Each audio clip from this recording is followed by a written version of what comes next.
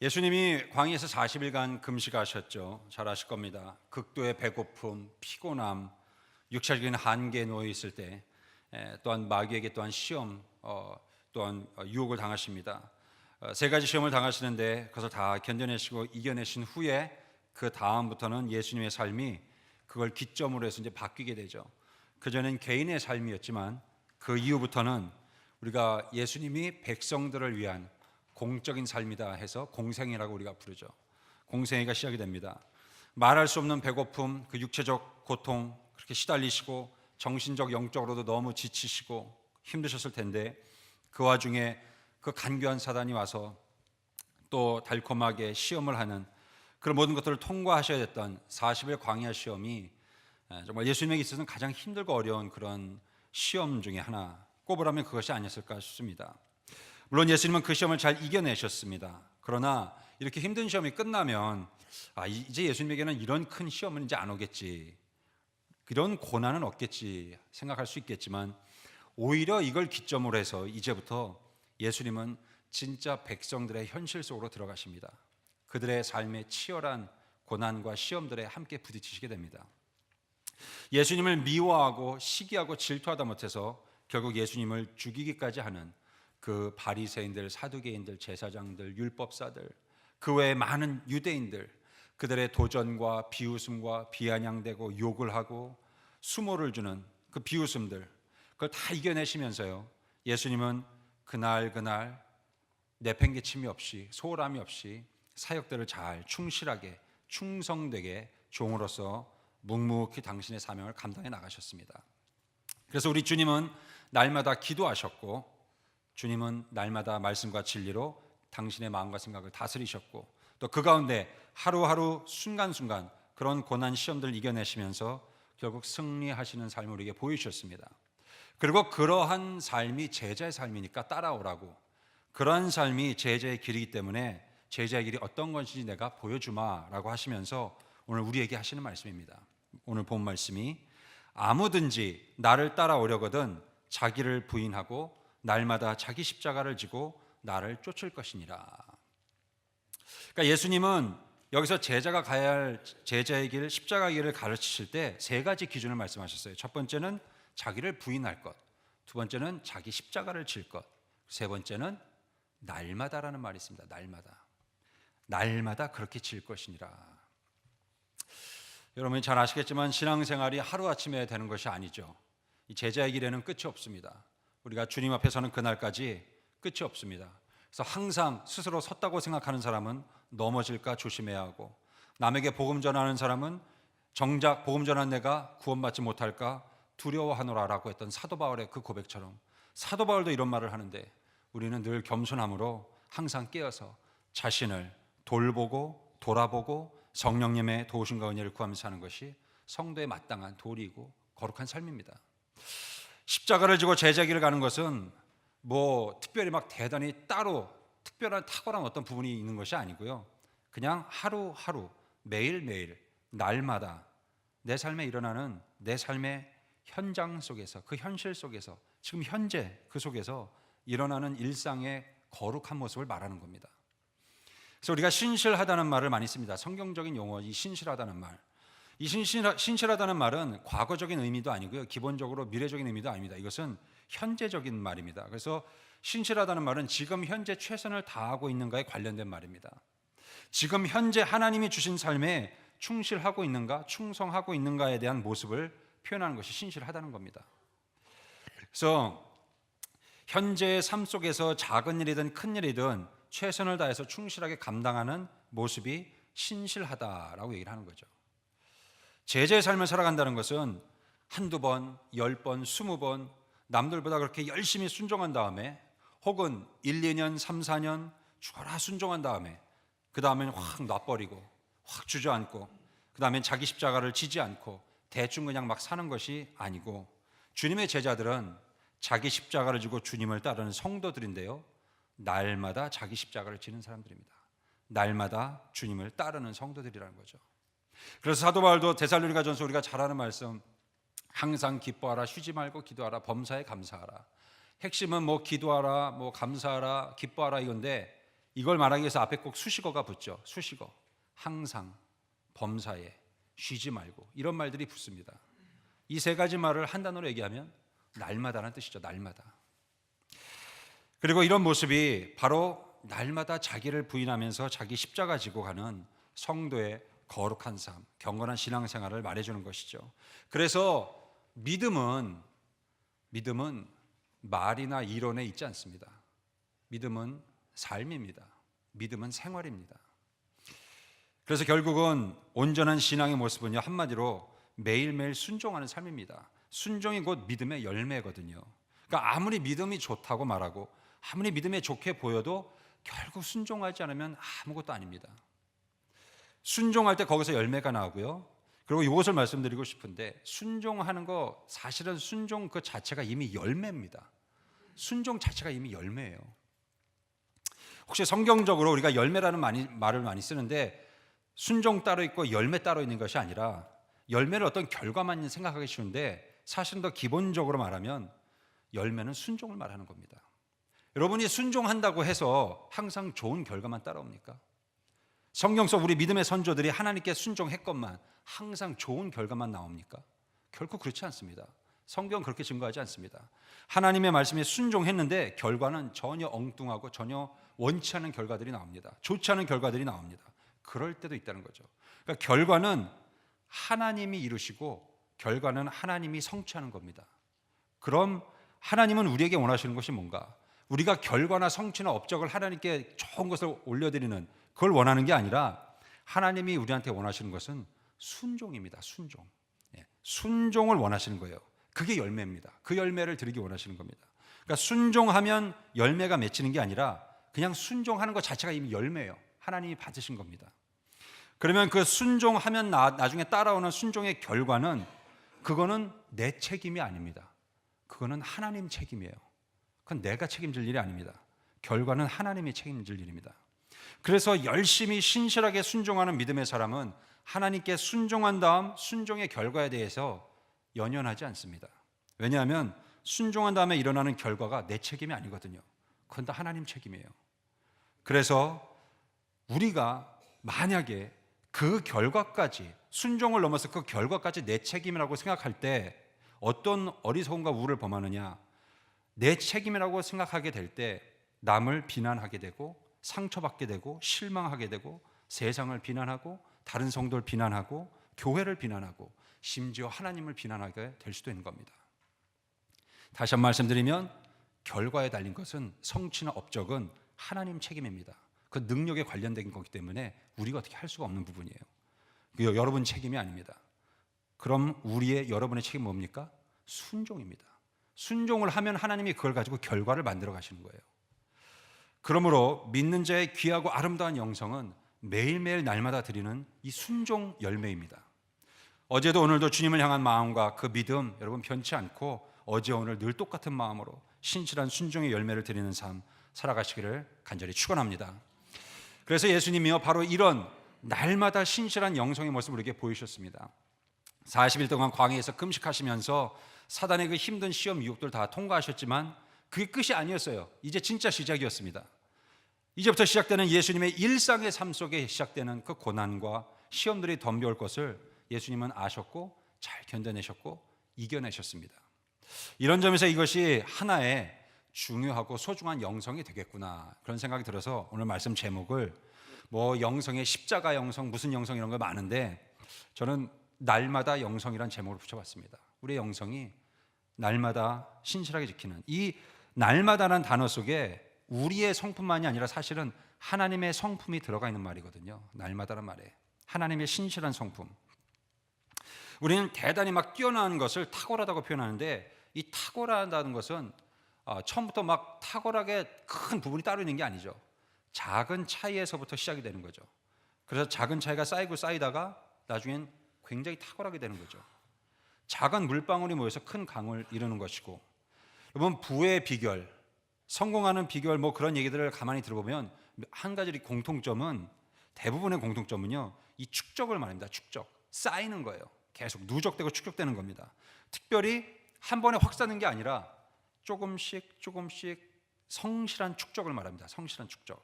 그래서 우리가 뭐 부자도 있지만 뭐 졸부라는 표현이 있지 않습니까? 차곡차곡 일한 만큼 잘 버는 것이 아니라 한순간에 자고 일어나 보니까 갑자기 부자가 된 거예요. 재산이 증식이 된 겁니다. 자, 그런 거. 그래서 여러분, 어떤 분야의 최고 실력자, 그런 마스터가 되는 것은 하루아침에 되는 것이 아니라 작은 실력과 실패들을 거듭해서 나름대로 노하우를 발견하고 만들어내고, 그러면서 깨지고 부서지면서 어떤 부분에 올라가다가 결국엔 그 분야에서 탑 클래스에 올라가는 그런 통달의 경지에 오르는 그런 것을 우리가 보게 되죠. 우리 삶의 인생의 문제들을 잘 생각해 보면 조급함, 반대로 게으름, 이런 것들로 인해서 문제가 생길 때가 많이 있는 것 같습니다.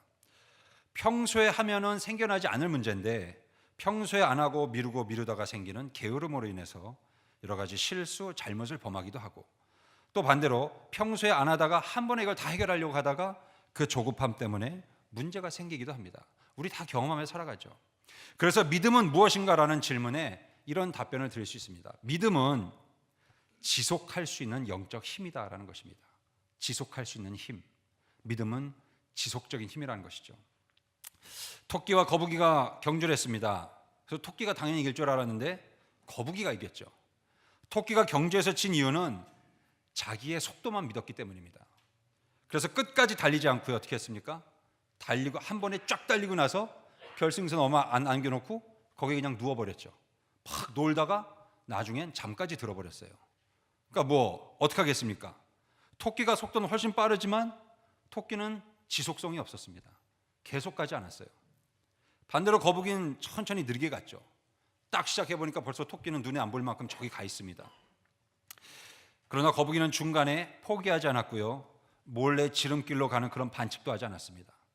이 거북이는요, 처음 땅 하고 시작했을 때 그 마음, 그 발걸음 변치 않고 그대로 계속 마칠 때까지 끝까지 그대로 변함없이 걸어갈 뿐이었습니다.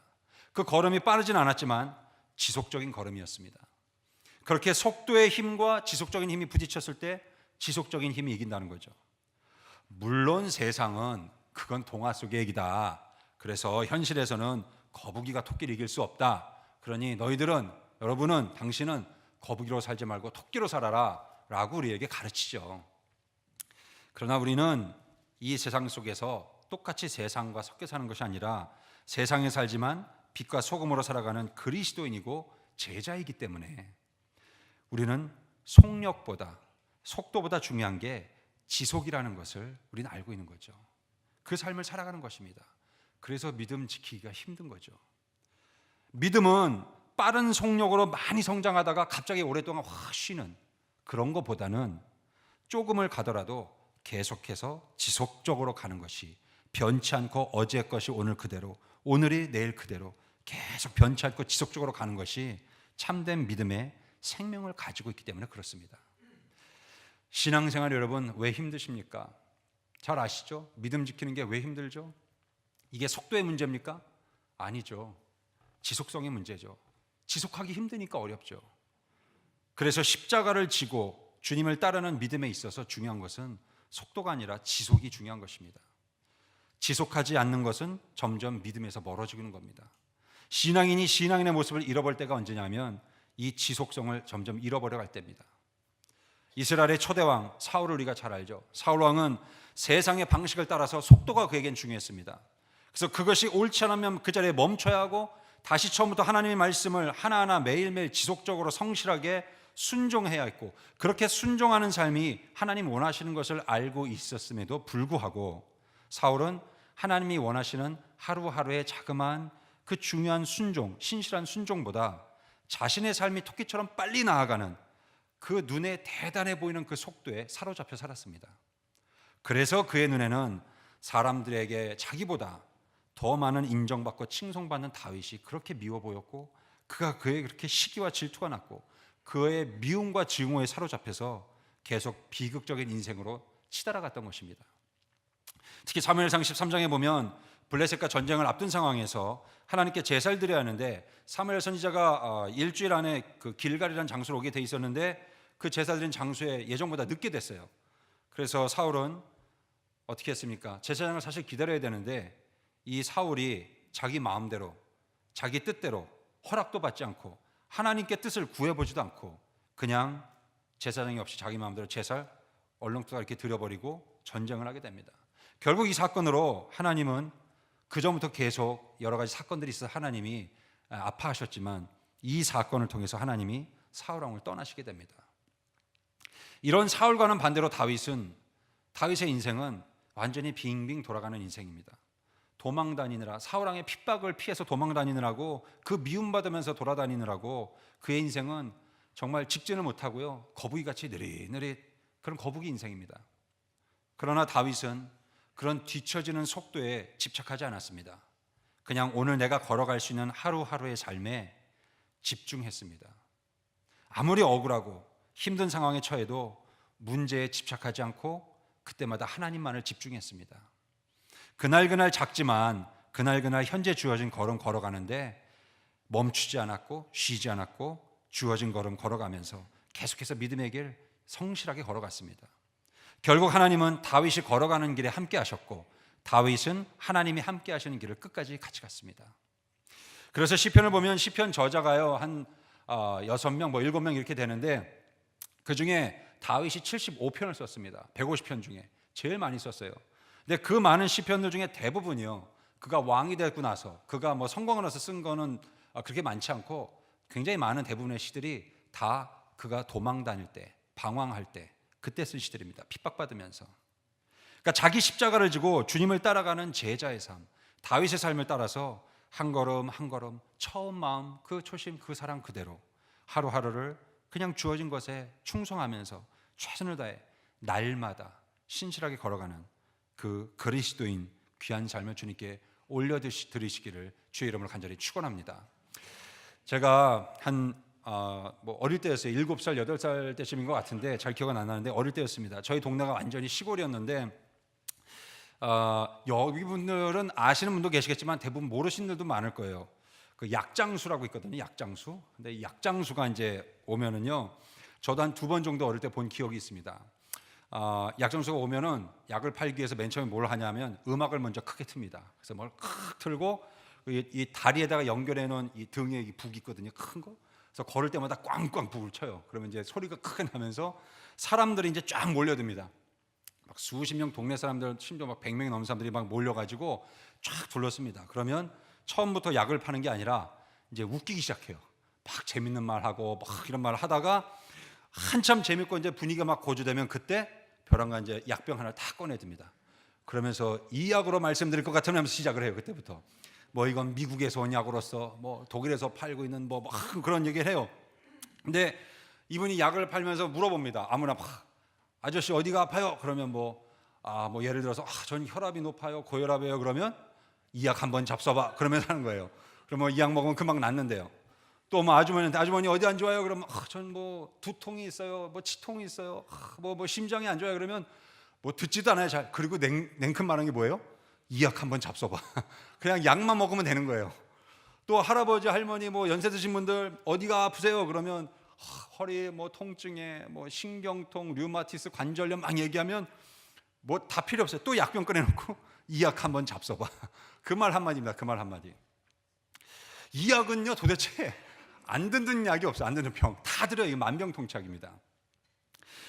약장수가 파는 약은 만병통치약인데 세상에 이런 약이 어디 있습니까, 여러분? 지금 현재에도 그런 약이 없는데, 중요한 것은 뭐냐면 이 약장수는 자기 약을 팔면서 약에 대한 전문 지식, 의사로서 이렇게 처방해주는 의료 지식이 전혀 없다는 거예요. 약에 대한 공부를 체계적으로 해본 적이 없는 거죠. 제가 1, 2부도 말씀드렸지만 혹시 여기에 과거에 약장수를 해보셨다거나 그런 분 계시면 절대 절 미워하지 마세요. 절대 다른 의도가 있는 게 아닙니다. 그냥 제가 이렇게 생각이 나서 말씀드리는 거예요. 근데 그때 팔았던 약이 대부분이 다 무슨 비타민 같은 거예요. 비타민. 먹어도 몸에 이상 없는 거. 근데 가끔은 그런 것도 있습니다. 약 그거를 잘못 만들어서 폐기 처분해야 되는데 부작용이 생겨서 그런 잘못 만들어서 폐기 처분해야 되는 그런 아스피린, 항생제 막 이런 것들을, 이상한 약들을 잔뜩 가져다가 그걸 팔 때도 있어요. 그러니까 그때는 그 약들을 굉장히 많이 샀어요. 그거를 많은 사람들이 샀어요. 그래서 그걸 먹고 어떨 때는 사람들이 막 집단으로 단체로 복통을 일으키고 설사하고 몸에 두드러기 나고 막 그랬었어요 그때. 근데 여러분, 이런 약장수에 비해서 의사는 어떻습니까? 정말 메디컬 닥터는 의대를 나오죠. 일단 의대를 가야 돼요. 거기서 전문적인 지식, 의학적인 지식, 과학적인 지식, 몸에 관한 지식들을 거기서 다 배우는 겁니다. 그래서 병원에서 환자들을 돌보는 의사는 뭐 인턴십도 하면서 이론만이 아니라 정말 다 그걸 실제로 보고 배우면서, 그 인턴할 때 그런다 그러잖아요. 잠도 못 자고 허건날 밤새면서 환자 관찰하고 돌보고 레포트 쓰고 프레젠테이션하고 뭐 실험하고 수술실 들어가고 실습하고 연구하고 이렇게 수년 동안 뭐 3, 4년, 4, 5년 혹은 그 이상 뭐 10년도 가고 그렇게 고생을 하면서 전문 지식을 배우고, 그렇게 체계적이고 지속적인 과정의 지식 과정을 통해서 기초적이고 기본적인 의사로서의 지식 체계를 만들고 양식을 갖추는, 의사로서의 전체 뼈대와 틀을 만드는 그런 포메이션을 만들어가는 겁니다. 그래서 그 이후로도 계속해서 그런 틀을 만들면서 지속적으로 차곡차곡 그 틀에 계속 쌓이는 거예요. 그런 경험들이 지식이 되어서 또한 어떤 환자가 와도 다양한 병에도 정확한 진단을 내리고 또 치료법을 제시할 수가 있는 거죠. 근데 우리 믿음도 굉장히 비슷합니다. 이거 마찬가지예요. 날마다 신실한 영성 지킬 수 있는 방법은요, 뭐 이렇게 뾰족한 방법이 없습니다. 사실 배움에는 왕도가 없다 그러죠. 뭐 정말 쉬운 이렇게 숄컷이 없습니다. 그냥 말씀 위에 세워지는 방법밖에 없어요. 우리 믿음이 신실해지기 위해서는 그 틀이 있어야 되기 때문에 그 말씀 위에 세워져야 됩니다. 그래서 매일매일 신실하게 살아가는 믿음의 삶은 이 말씀이라는 원리와 원칙 위에 세워져야 됩니다. 믿음이 좋을수록 신앙생활이 안정적이고 흔들리지 않고 규칙적이고 규범적인 이 말씀의 틀에 딱 잡혀서 경건하고 거룩한 이 영적인 틀, 그래서 이 영적인 틀을 우리가 제자 훈련이나 요즘 그런 걸, 옛날엔 디사이플십으로 굉장히 개념이 작았는데 언젠가부터 이게 스피리추얼 포메이션이라는 거대한 의미로 바뀌었어요. 그러니까 이제 영적인 삶의 어떤 우리 근간이 되는 틀이 있다는 겁니다. 이게 제자의 삶이라는 거죠, 기본. 그렇기 때문에 세상 유혹, 고난, 시험에 흔들리지 않고 휩쓸리지 않고 표류하지 않고 매일매일 믿음의 마음이 중심을 잡고 그 초심 그대로 그날그날 주어진 삶에 묵묵히 최선을 다해서 신실하게 믿음으로 살아갈 수 있는 것, 하나님은 그 사람과 함께 하시고 그의 삶 속에 동행하시는 겁니다. 바벨론 포로로 끌려갔다가 예루살렘으로 돌아온 백성들이 기쁨도 잠시였고요, 다 통곡하고 울었습니다. 왜냐하면 자기 고향 땅을 보니까, 예루살렘 보니까 전부 불에 타버렸고 잿더미가 됐습니다. 이런 상황 속에서 백성들 데리고 지도자 느헤미야가 성벽을 재건하기 시작합니다. 예루살렘 성벽. 그리고 성벽을 드디어 완성한 후에, 재건을 완성한 후에 이 느헤미야가 가장 먼저 한 일은 그 당시 제사장이자 랍비였던 에스라를 초청해서 하나님의 말씀을 낭독하게 하는 겁니다. 말씀을 듣고 배우는 거예요. 왜냐하면 느헤미야와 이스라엘 백성들이 이제부터 다 이렇게 무너진 이스라엘 이 땅에서부터 처음부터 시작하면서 하나님의 말씀을 자신들의 삶의 원칙과 원리로 삼고 세우는 결단의 시간을 가지도록 하기 위해서입니다. 그래서 이스라엘 백성들은 하나님의 말씀을 들을 때 아멘 아멘으로 화답하였더라라고 성경이 증거하고 있는 겁니다. 그렇게 하겠습니다, 동의합니다, 그렇게 따르겠습니다, 그 아멘이라는 말을 힘차게 화답하면서 에스라가 하나님 말씀 낭독할 때 자신들의 머릿속에 가슴속에 아로새기고 삶의 원칙과 원리로 삼는 그런 결단의 시간이 너무나도 중요했기 때문입니다. 말씀을 정리하겠습니다. 왜 우리는 날마다 자기를 부인해야 되는가? 답은 간단합니다. 죄가 날마다 찾아오기 때문에 그렇습니다. 하루는 오고 뭐 어떤 날 그 다음 날은 안 오고, 그것이 아니라 매일매일 오는 거죠. 그래서 사도 바울은 나는 죽노라 하면서 고린도전서 15장에 나는 죽노라, 그 사이에 뭐가 있죠? 날마다 죽노라, 그 말이 있죠. 날마다 자기를 부인하고 날마다 어제 내팽개쳤던, 어제 떨어뜨렸던 그 십자가를 다시 주워들고 어깨에 짊어지고 주님을 쫓는 사람이 참된 그리스도인 제자라는 것이죠. 또 초대교회 성도들의 은혜로운 신앙생활, 성공적인 교회 생활을 봐도 그 비결이 날마다에 있습니다. 그래서 사도행전 2장 46절에 우리가 잘 아는 말씀이 있죠. 날마다 마음을 같이하여 성전에 모이기를 힘쓰고. 이 날마다의 삶에 충실한 사람은 삶에 실현 문제가 생겨도 크게 당황하지 않습니다. 다니엘을 볼 때 그는 날마다 하루에 3번씩 기도했습니다. 기도하면 죽임당할 거 알면서도 그는 전에 늘 행하던 대로 오늘도 내일도 기도하며 하나님께 감사했습니다. 하나님은 그렇게 날마다 무릎 꿇는 이 기도한 다니엘을 보호하셨고 축복하셨습니다. 승리를 그에게 주셨죠.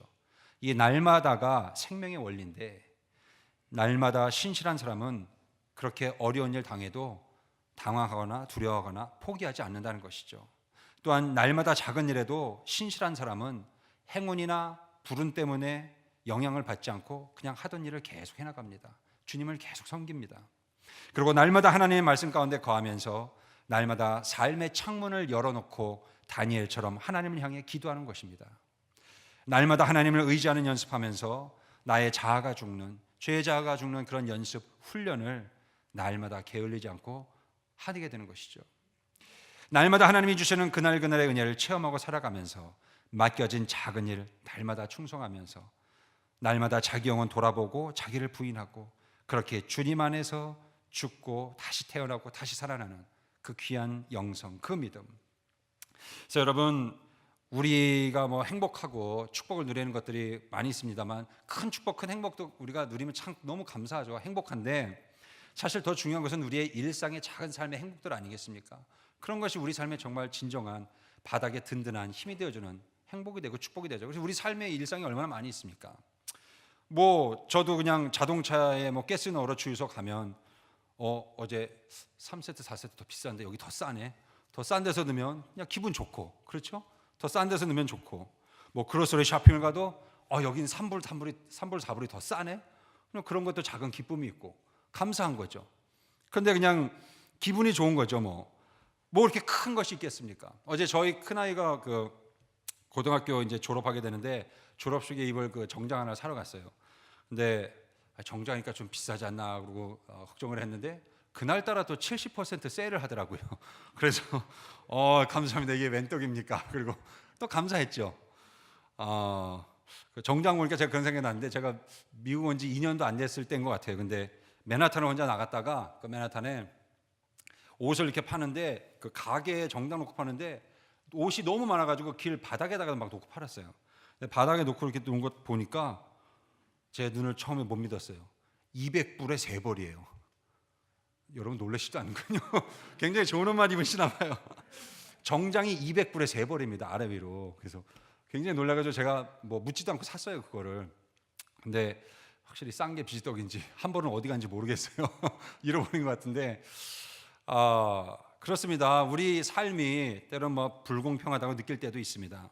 다른 사람들의 복받은 인생 보면서 내가 이렇게 못 사는 거, 이건 내 잘못이 아니야, 그럴 때도 있고, 세상을 비난할 때도 있고, 다른 사람 비난할 때도 있고, 저 사람은 운이 좋은데 난 왜 이렇게 운이 안 좋아, 그럴 때도 있습니다. 출발 자체가 저 사람들보다 내가 늦게 시작한 거라고, 난 불공평한 거라고 그렇게 생각할 때도 있고요.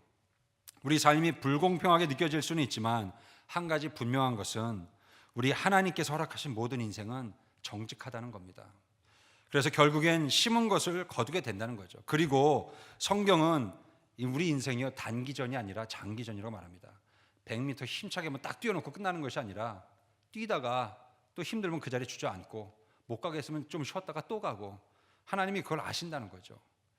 그래서 우리 주님은 작은 일에 그날그날 할 수 있는 것에 충실하고 충성된 사람들, 그 사람들을 보면서 작은 일에 충실한 사람들을 착하고 충성된 종이다 이렇게 불러주셨어요. 착하다는 말은 선하단 말이죠. 그러니까 작은 일 하루하루 일에 하나님 앞에서 충실하고 충성을 다하는 그 사람 모습이 참 착하다, 그 얘기입니다. 하나님 보시기에 선하다. 바로 앞에 일에 조급해하지 않고 무슨 일을 만나든지 날마다 그날그날에 하나님 바라보는 그 연습 꾸준히 하시면서, 실패해도 좋습니다, 꾸준히 하는 것이죠. 그게 중요합니다. 자신의 영혼을 훈련하고 말씀의 진리대로 살아가다 보면 어느 순간 닫혔던 우리 삶의 인생의 문들이 조금씩 열리고 활짝 열리는 그런 은혜의 축복의 순간들이 우리에게 맞이하게 될 줄로 믿으시길 축원합니다. 오늘 이 주일 예배 자리에 신실함으로 나오신 우리 모든 성도님들, 오늘 하루도 신앙의 길, 십자가의 길, 제자의 길 가시는 동안 고난 시험 가운데 놓여질 때가 있으시더라도 이걸 통해서 이 하루, 이 한 주간 매일매일의 시간들, 이 일상의 여러분의 삶 속에서 경건의 연습과 훈련의 능력으로 날마다 영성을 단련시켜 가시고, 특별히 이 사순절 기간 우리가 보내고 있는데 주님이 지고 가신 십자가의 길, 날마다 날마다 자기 부인하고 날마다 자기 십자가 지고 가는 참된 그리스도인의 삶을 하나님께 올려드리심으로 주님과 함께 죽고 주님과 함께 새롭게 태어나며 일어나며 되살아나는 우리 새 생명의 은혜와 축복이 모두 함께 하시는 제자의 삶, 우리 제일 모든 성도님들 되시기를 주의 이름으로 간절히 축원합니다. 이 시간 기도하겠습니다. 하나님, 예수 그리스도의 제자로 부르심 받고 우리에게 주어진 각자 다 다른 모양도 때로는 정도도 크기도 다른 나에게 주어진 십자가를 날마다 잘 지고 갈 수 있는 주님의 백성 그리스도인 제자의 삶을 주께 올려드릴 수 있도록 인도하여 주시옵소서. 그것을 통하여 우리가 결국 마지막에 최후 승리를 선포하며 그 승리를 누릴 수 있는 주의 백성들, 십자가의 승리의 백성들이 될 수 있도록 인도하여 주시옵소서. 모든 것 주님께 맡겼고 감사하며 예수님의 이름으로 기도드립니다. 아멘.